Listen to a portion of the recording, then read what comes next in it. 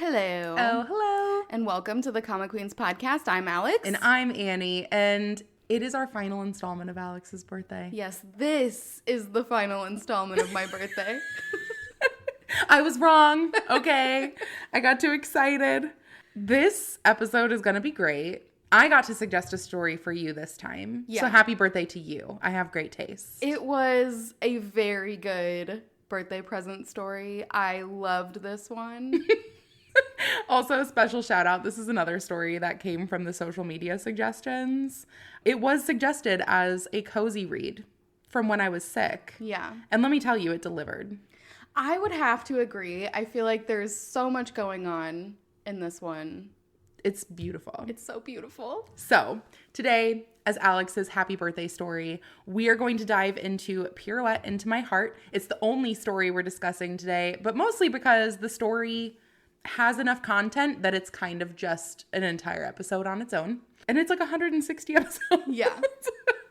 Yeah, I wrote it down. It's 151 episodes. Mm-hmm. There are, I think, maybe 8 side stories at the end, so it doesn't technically end at 151. It's on Top Us, and it is just perfect. Yeah. It spans an entire lifetime. It really does. And this is very different, I think, than a lot of the stories we read, sadly, because it's very wholesome. It is just a beautiful story. Yeah. Start to finish. So what does that say about us? Yeah. I mean, if you compare it to the audiobook that I'm listening to and the book that I'm reading right now, one involves corrupt police officers and the other involves the mafia. And then I was reading this that's like, look at this very cute boxer and dancer who love each other for their entire lives. Yeah. It's not really on the same page as anything we've read, which I think is what makes it stand out as so beautiful. Yeah. So we're going to go ahead and dive in. This story revolves around Shen and Jinyi. Shen is a little boy at the start of the story who is enamored with ballet. Mm-hmm. Just immediately sees it and is drawn to it. And he immediately has the support of his parents, who are not well off at all. And they have to work extra hard to kind of make ends meet to support him in going through ballet because it's expensive for dance lessons. Yeah, he lives in a small village. He's the only boy at this dance studio with all girls around him. And there is a boxing class next door, and that's where we meet our other main character, Jinyi, and he is immediately enamored with Shin. Yeah. I will say the way, it's very interesting to see little kids look at each other and instantly have that connection because you see it with the adults or love at first sight. Mm-hmm. This really does span, both of them are 7 years old. So it really is almost their whole lives. Yeah. They meet each other and are inseparable. Yeah. And it starts out with, you know how your parents tell you that when someone kind of gives you grief, it's because they like you. Mm-hmm. That's what happens early on. I mean, I don't always love a friends to lovers kind of story, but this one was done so well. Mm-hmm. And you can see their relationship grow and change over time to go from just a really, really loving, supportive friendship with a little bit of that push and pull back and forth. And then they go into their teenage years where they're trying to push each other to be the best versions of themselves and to achieve their dreams together and individually. And then you get to see them into adulthood, and it's just so beautiful. It's so good. So to me, the initial thing that stood out, I was like, what a weird concept to put a boxing gym next to a ballet studio. I think in general it was just because it was a gym. Yeah, they call it the youth center, so I think it's just, they're probably not the only two things that happen there. It just so happens to be that they were across from each other. Yeah, but they can see each other. You have, dance studios. If you've ever been in a dance studio, it's, all mirrors, and it's very open, usually brings in a lot of light.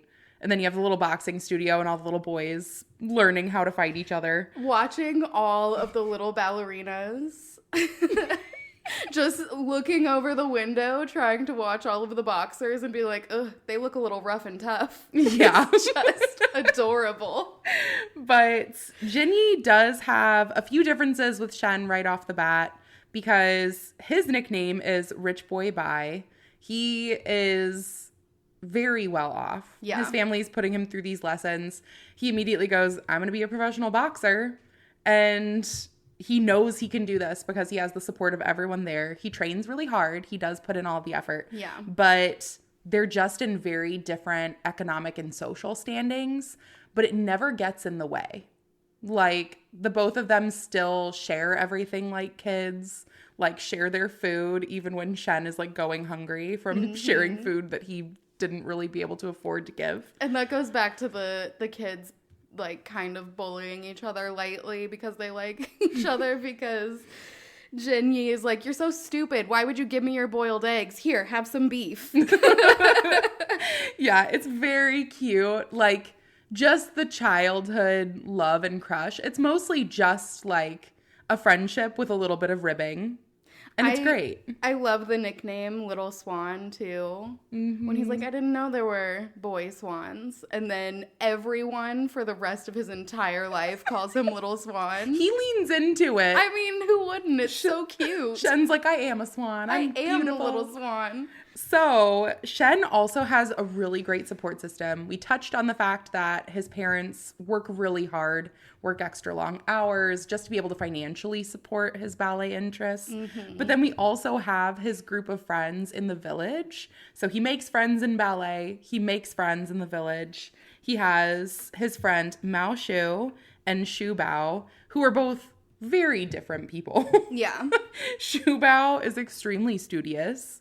And Mao Shu, I don't even know how to explain. He is just like your typical goof off kind of, I would say he's like... Class clown, kind of. Yeah, the class clown friend. He's also a little weirdly obsessed with his sister. All right, not to like the complex tastes kind of way. Remember that story? Yeah, this one, it's like the friendlier, tamer version. Yeah.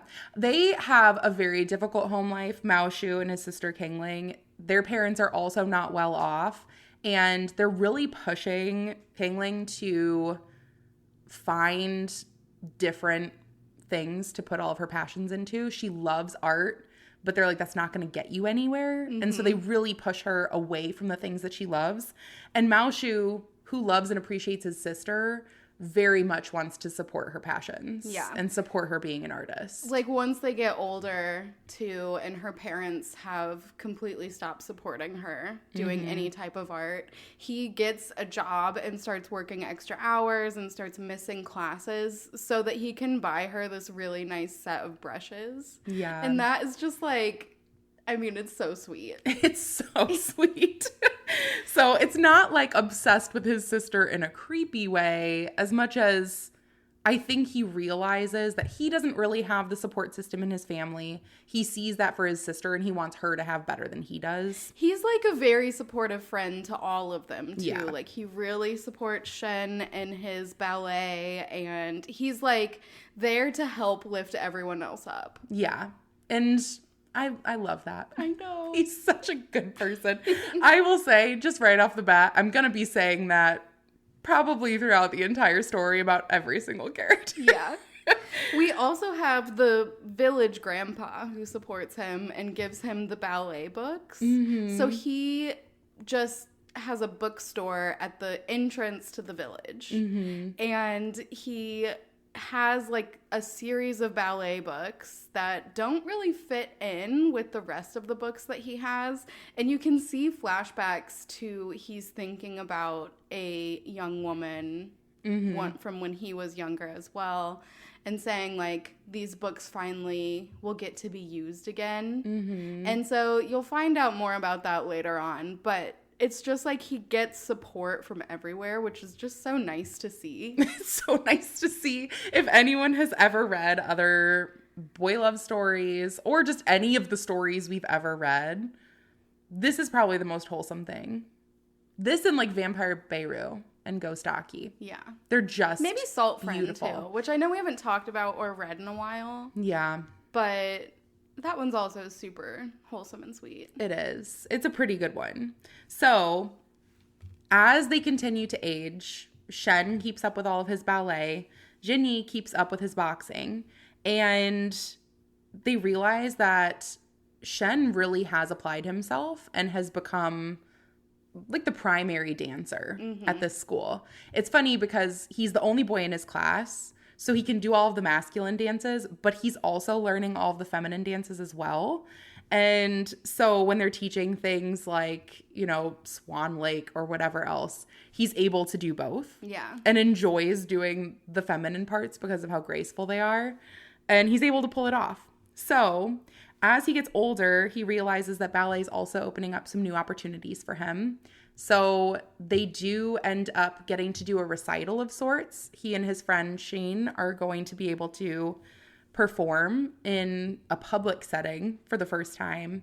And they realize there are going to be scouts there, which can change the trajectory of Shen's ballet for the rest of his life.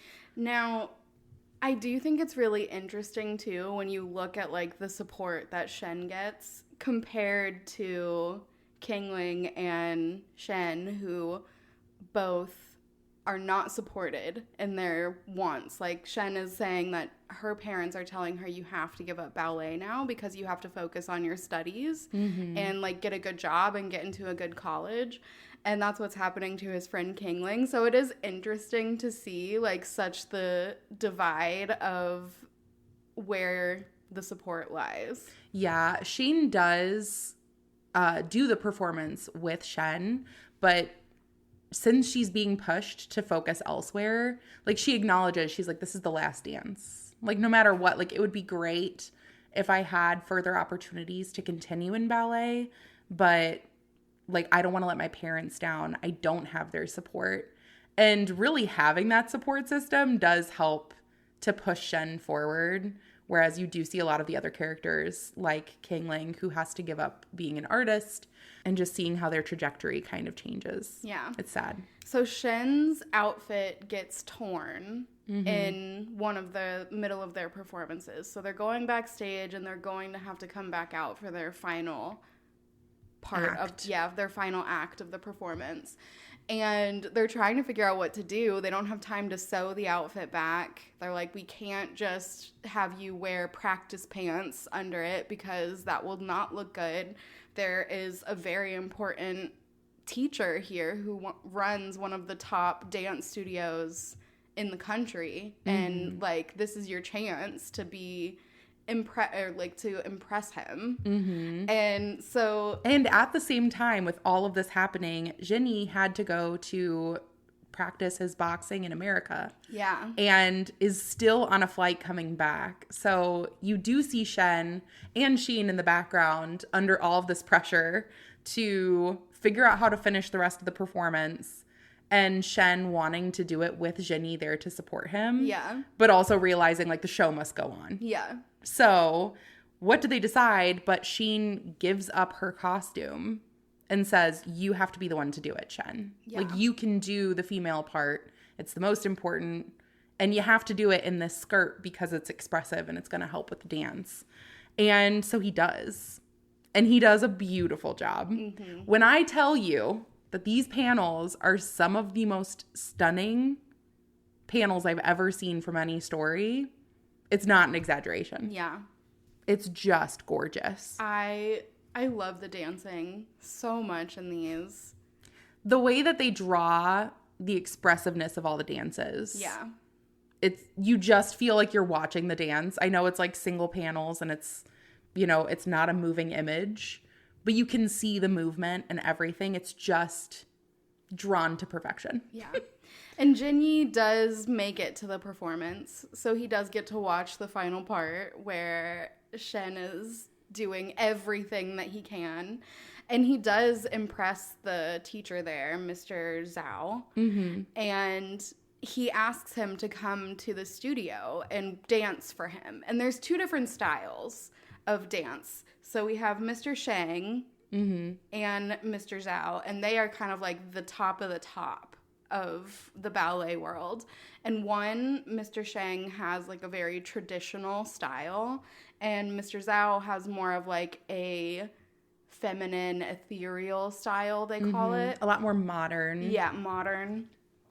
And so when Mr. Zhao says, hey, I want you to come dance for me, Shen doesn't immediately say yes. He's like, I have to think about it. And he is thinking about, like, what do I want my dance future to look like? But he's also thinking about that Mr. Zhao's studio is in Beijing, and Jinyi is going to be boxing in Shanghai, where the other dance studio is. So if it could possibly work out that Jinyi and Shen can be in the same place, same time, they want to do that. Yeah. Because they have an admiration for one another. I don't think they've quite, at this point, figured out how truly deep in love they are with one another. I feel like maybe Jinyi has, but Shen is a little oblivious. He's a little more aloof. He knows that he respects Jinyi. He sees his dedication and really admires him. Yeah, he's like, this is my best friend. He's always been there for me. He's always been supportive of me. And all of these things are true. Yeah. It's just he takes a little bit longer to realize that what he's feeling is love. But once he does, it's so adorable. It's so precious. So Jinyi also, once Shen decides to go to Shanghai and dance for Mr. Shang, and once this happens, Jinyi is like, all right, you can't stay at the dorms. You have to come live with me. Yeah, it's so funny, actually, because Shen specifically says, I think I'm in a room with one of my seniors. And Jinny's like, oh, that's not happening. Then he's like, I'm going to turn, and actually even before this, I think, he turns half of his boxing studio into a ballet studio. So he's like, all right, you can come and like dance here. And then when he finds out about his roommate, he's like, no, you come stay with me. You have everything you need. You have a practice studio. My driver will drive you into the city every single day and drive you home. Yes. And he does. And he does. At the same time, you do get to see Jinyi is also really pursuing his passions. And he wants to share that with Shen, who doesn't really understand fighting. Like, he didn't really get to stay and watch the practice as much, it seems like, throughout their childhood. So he didn't know the extent of how serious boxing gets as you get older. So Shen goes to his first boxing match, and he's so conflicted. He's like slightly devastated. He's scared that Jinyi is getting hurt, and he's like, oh my gosh, I must go protect him. I know. And Jinyi is soaking this up. Yeah. He's a really good fighter, so he wins. Yeah. And he does end up having Shen put like ointment on his face and all of his wounds when he's injured. Yeah. And he's leaning into it a lot. It's really giving Hyeon at the end of Traces of the Sun.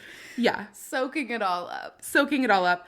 And Shen does make him promise. He's like, not in the face. I don't want to see your face beat up. Yeah. Because it just hurts to look at you that way.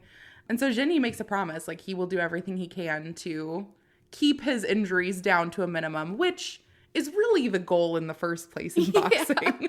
So, I mean, it's a win-win. We also see the beginning of a tradition that they have here where before every match, they all do a prayer. Mm-hmm. And they all pray, like, I hope I win today. Mm-hmm. But Shen is like, please come back to me safely.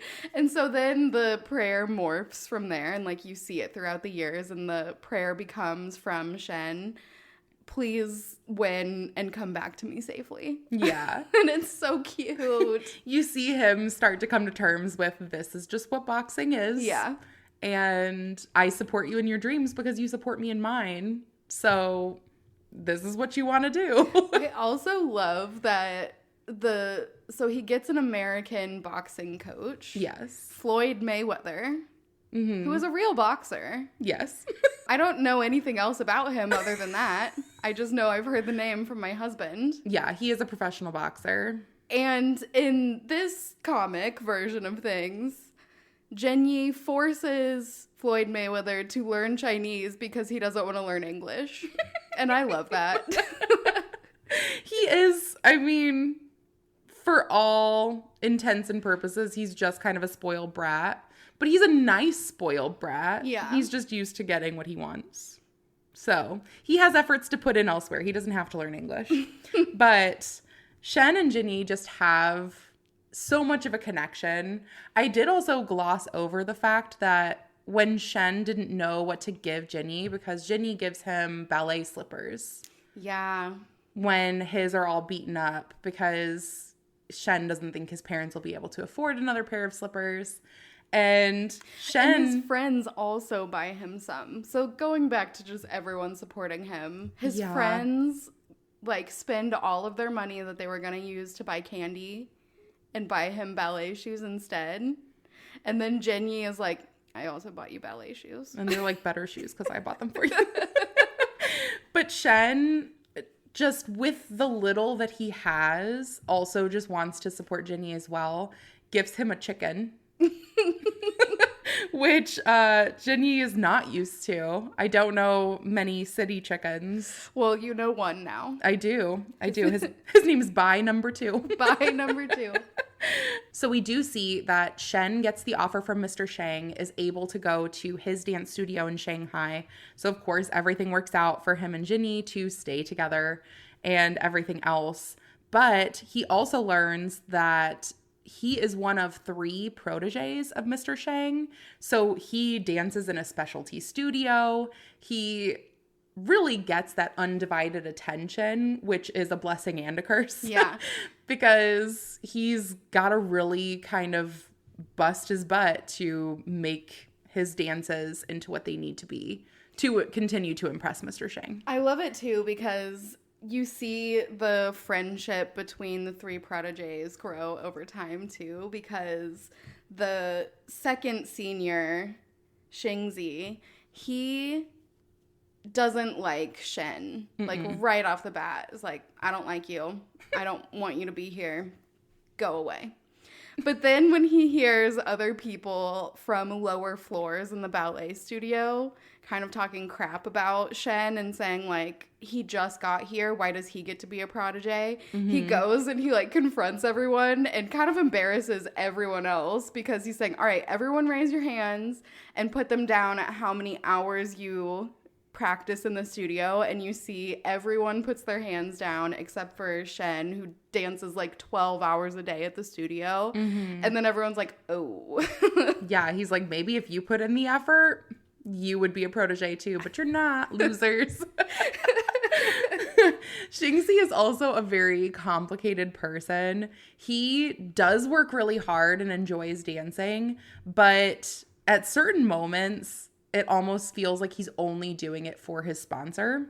So he has a sponsor named Mr. Pooh, who's a very well-off man. I think he just works for like a big company. Yeah, it's his father owns a whole lot of like businesses and everything, and he just kind of gets to do whatever he wants. He runs some of the businesses. Yeah, and Mr. Pooh is extremely taken with Xingzi. Yeah. He's like, this is like the most beautiful, immaculate person I've ever seen. Brings him all of these beautiful flowers and fawns over him constantly. I love it. And Xingzi's like, yeah, I know, I'm the best.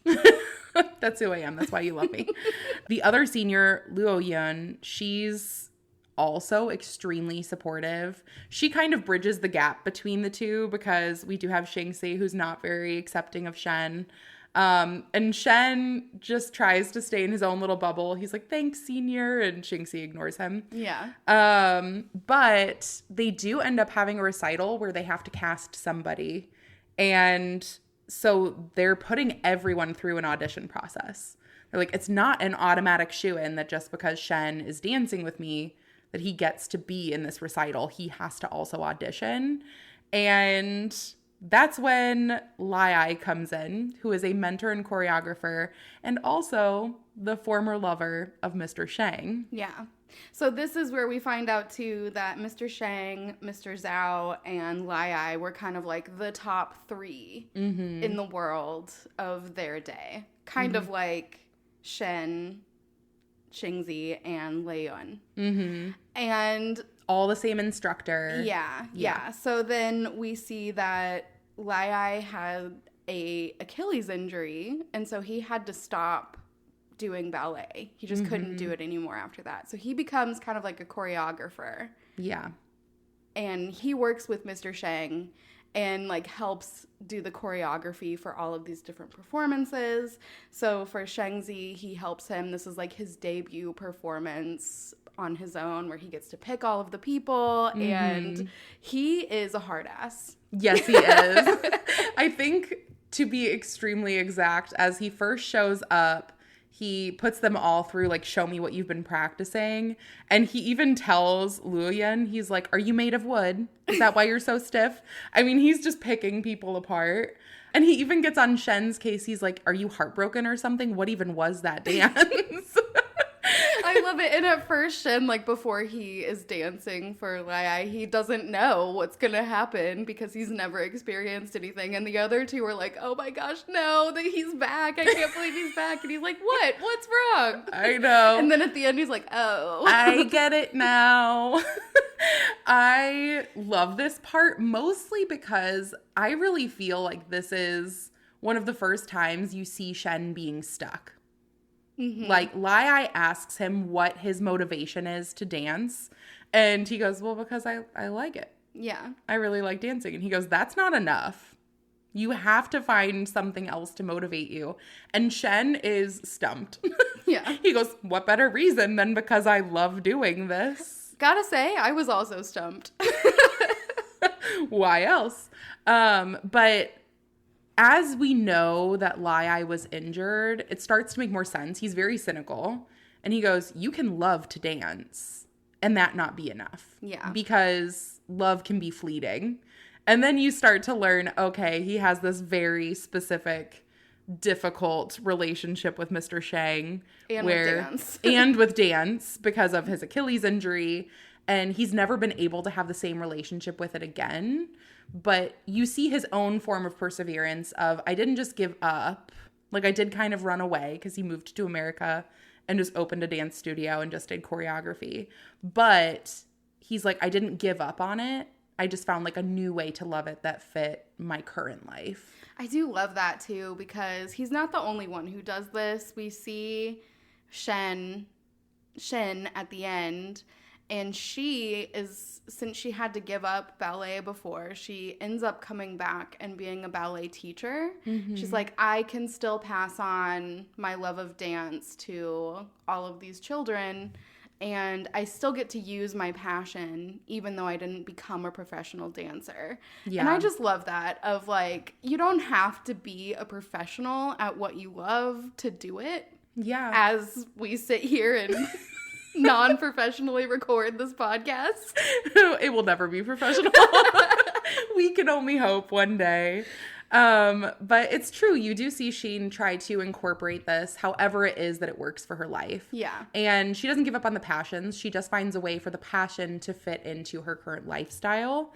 And so there's something really beautiful about that. It's great that Shen is able to pursue it as a professional in doing dance only. But obviously, that is not how it works for everybody else. Yeah. I think that this story has such a good balance between following your dreams and it working out for you, and following your dreams and it not quite working out, but making sure to pursue your happiness still. So I do really love and appreciate that. We do see that Jinny is continuing to incorporate Shen into his life, and they are growing closer, and Shen is realizing, after talking to his seniors, that he genuinely is in love with Jinny. Yeah. He's like, oh, I've been in love with him. And they talk about the importance of dancing Swan Lake for the person that you love, which, very fitting, yeah. since he's Little Swan. And he promised that he would dance Swan Lake for Jinny when he was a kid. He was like, when I learn that, I will dance it for you first. Yeah. So what does he do but perform Swan Lake for the one that he loves in a solo performance? Because that is how the dancers express their love for someone. Yeah. And immediately Jinny is sucked in by it because he loves him and loves the dance. And even if he doesn't necessarily realize the meaning behind it, he's just so happy to watch the person he loves enjoying himself and being beautiful. Oh my gosh. This whole like section of their lives too, when Jenny is trying to take their relationship in a more romantic way before Shen kind of realizes his feelings. He's just so oblivious to it, and it is so cute. I love it. He's like, oh, it's storming. Do you want to come stay in my room? And Shen's like, no, I love the storms. And he's like, oh, okay. Great. It's true. He's definitely trying to put the moves on, and Shen is not realizing what's happening at all. Yeah. But they do eventually realize each other's feelings. And Shen also is able to do the audition and make it into Shinzi's performance. Yeah.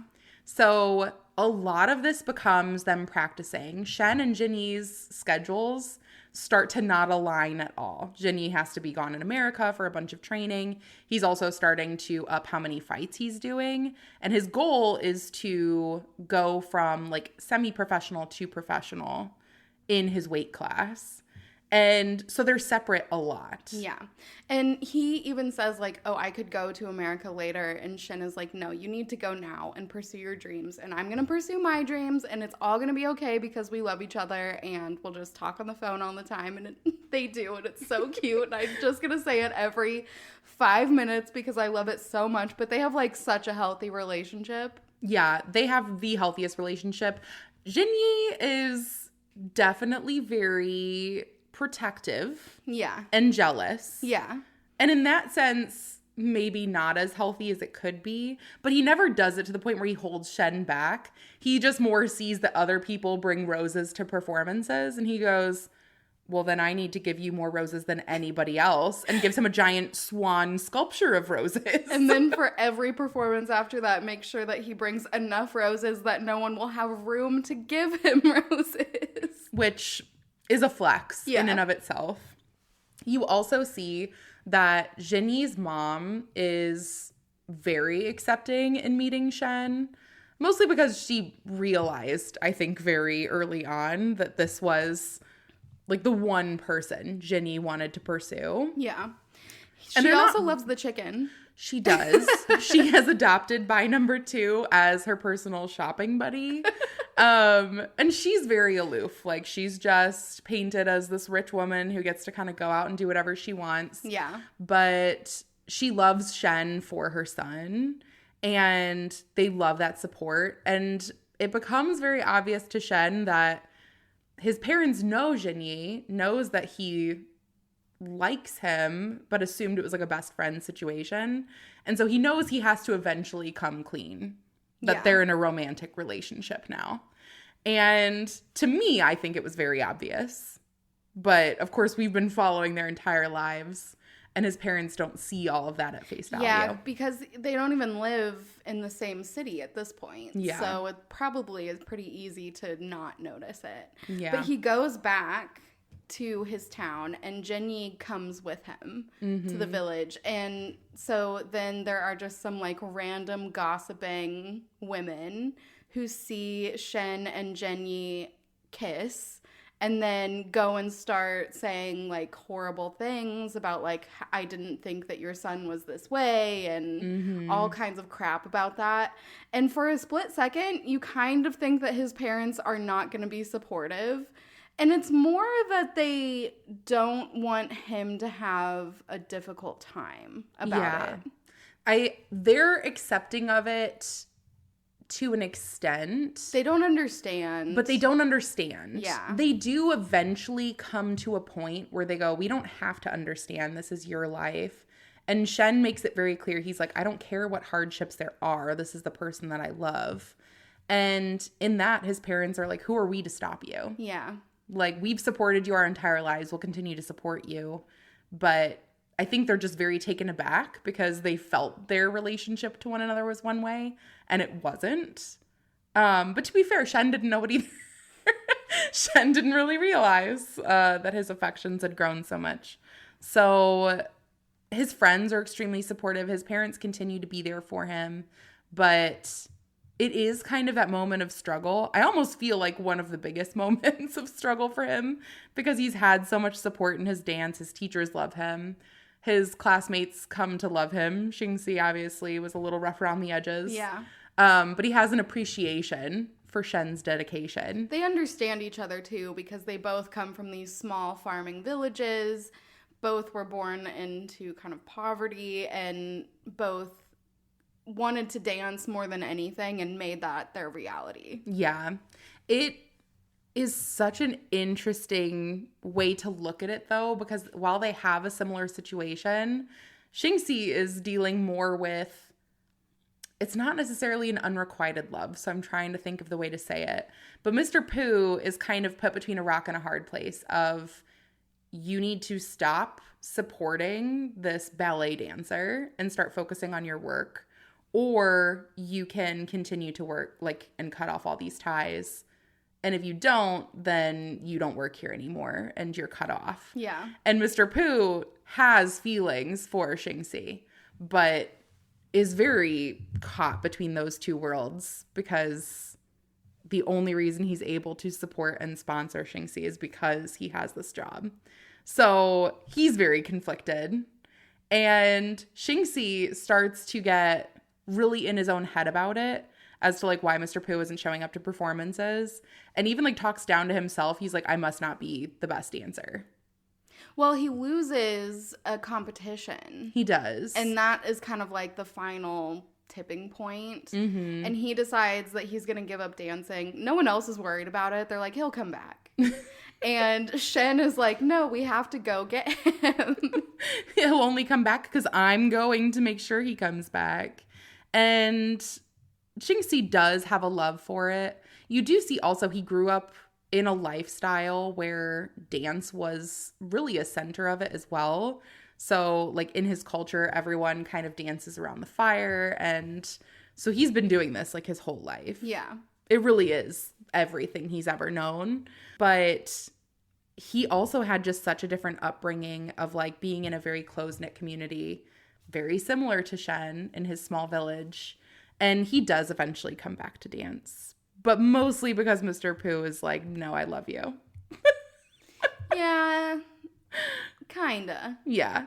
He has the love for dance, but I think he loves Mr. Pooh more, and that's kind of a motivator in putting him back out there. So we have another storyline, too, that happens during this time, around this time, where we find out more about the grandpa's backstory, where we find out why he had those ballet books. Mm-hmm. And it turns out that he was in love with a girl named Ying, and he was a photographer. He took all of these beautiful pictures of her. She loved ballet. She was a farmer, though, so she could never afford to do ballet, and her parents didn't support her. And so she kind of just did it alone and learned from these books.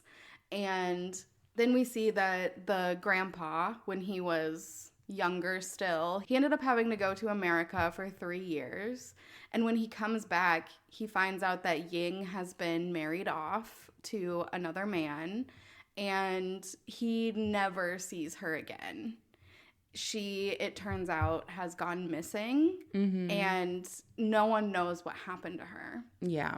We do eventually find out what happened to her. And I would say this is the most dramatic, obviously. This is the most dramatic thing that happens in the story. But you find out from another woman who is telling her story about being caught and sold into human trafficking, that she was with another woman, an older woman, not older, but older than her. Older than her, yeah. She is still a child, and this is a young adult that she was with. And it ends up being Ying, and you find out that Ying sacrificed herself so that this little girl could get away, and she ended up dying from this human trafficking thing.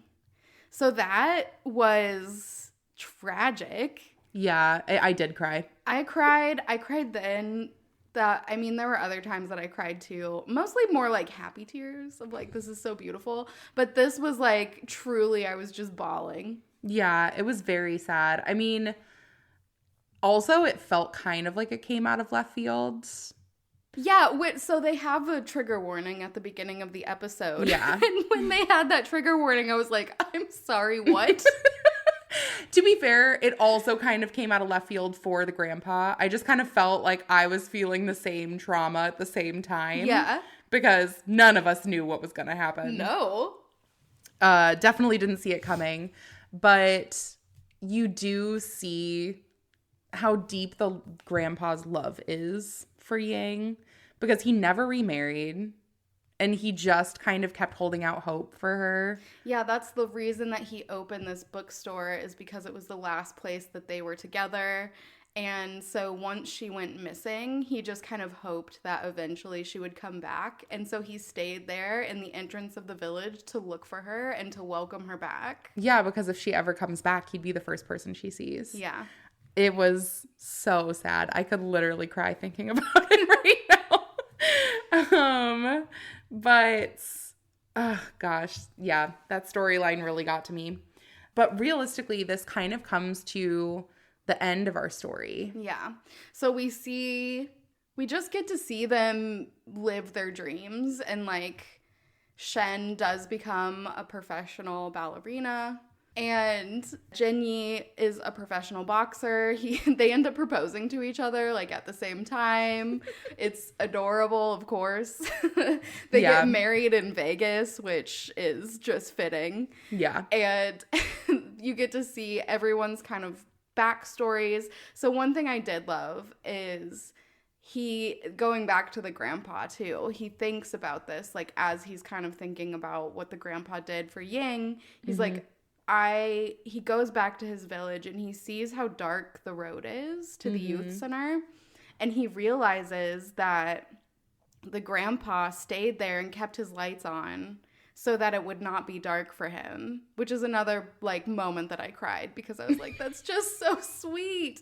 And it's kind of him reminiscing on how much support he's had and like how everyone who has been involved in his life has really helped him get to where he is. So he thinks back on all his old teachers, and he thinks back on Jinyi and how much Jinyi supported him and his parents and his friends and his village. And it's just so beautiful. It's so beautiful. It's so nice to see them happy. We also get to see Lai and Mr. Shang get back together. Yeah. Mostly because Mr. Shang is like, I didn't want to hold you back or anything, and you were obviously going through a hard time, but like, I am here for you and still love you. And Lai was very upset because when he did his Swan Lake dance, it wasn't immediately accepted. So they finally have their catharsis and their relationship solidified. You get to see Shingxi and Mr. Pooh end up happy together. Mr. Pooh does end up deciding to, leave his job behind because he realizes that his family wasn't his real family after all, and that it's more like his found family at this point. Yeah. That's more important. We also see Shen and someone who I'm not even sure that we've mentioned at all, Song Li, who is one of the boxer friends.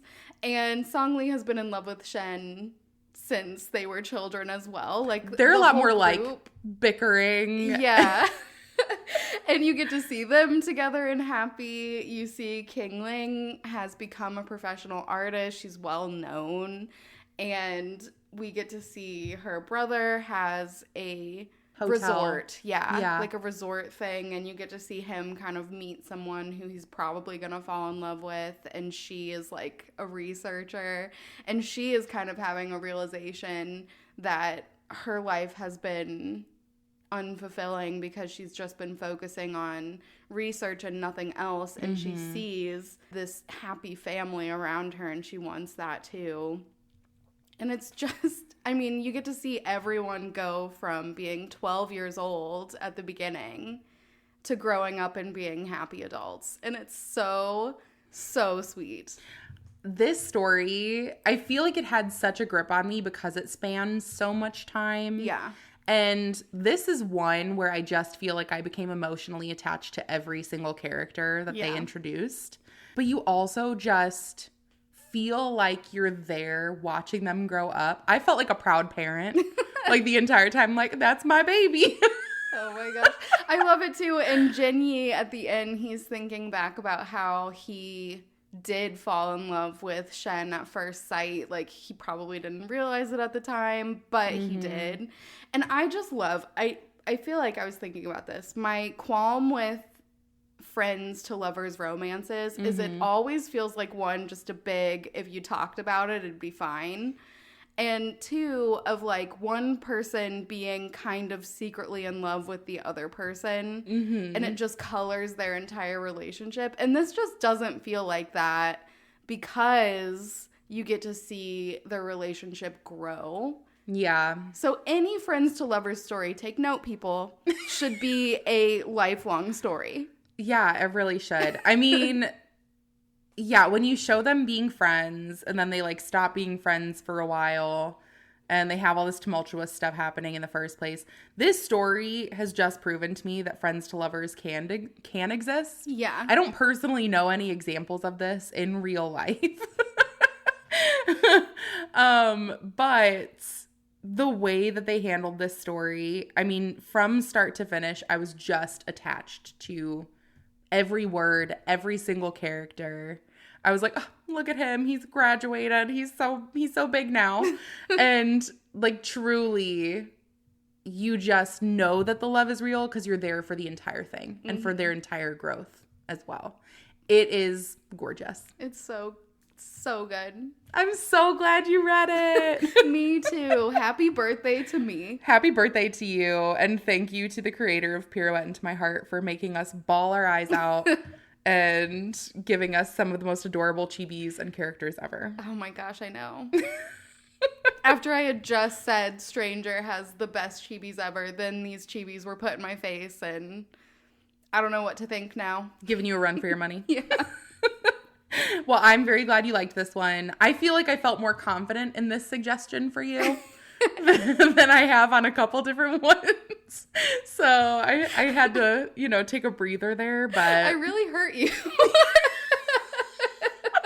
I'm traumatized. It's fine. But no, I think that everyone should read this story. It is just absolutely beautiful. And yeah, start to finish, the story was just, had me smiling, crying, everything. Yeah. So, it's perfect. Mic drop. But thank you all so much for joining us. Another happy birthday to Alex. Thank you. So sad that our birthday month sagas have come to a close. Yeah. So we'll have to wait until next year. And we're looking forward to talking to you all on the next one. Goodbye. Bye.